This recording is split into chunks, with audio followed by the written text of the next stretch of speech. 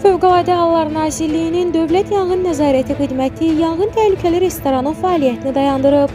Fövqəladə Hallar Nazirliyindən Info Plus TV-yə verilən məlumata görə, xidmət tərəfindən Şabran şəhəri Bakı-Quba yolunun 122-ci kilometrliyində yerləşən Fidan restoranında keçirilən yoxlama zamanı yanğın təhlükəsizliyi sahəsində çoxsaylı nöqsanların mövcud olduğu, həmin nöqsanların insan həyatı və ya sağlamlığına, ətraf mühitə və dövlətin əmlak maraqlarına birbaşa təhlükə yaratdığı müəyyən edilib. Belə ki, obyektdə avtomatik yanğın xəbərverici siqnalizasiya qurğusu quraşdırılmayıb. Obyekt ilkin yanğın söndürmə vasitələri ilə tam təmin edilməyib. Obyektin mətbəxinin tavan hissələri yanar materialla olan lamberlərlə üzlənib. Yanğın zamanı insanların təxliyə olunması üçün köçürmə planı tərtib olunmayıb. Taxta konstruksiyalara odadavamlı məhlul hopdurulmayıb.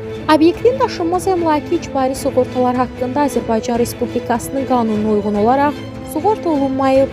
Beləliklə, mövcud vəziyyət onu göstərir ki, obyektin istismarının davam etdirməsi nəticəsində orada hər an baş verə biləcək yanğın qısa müddətli genişlənərək faciəni qaçılmaz edəcək.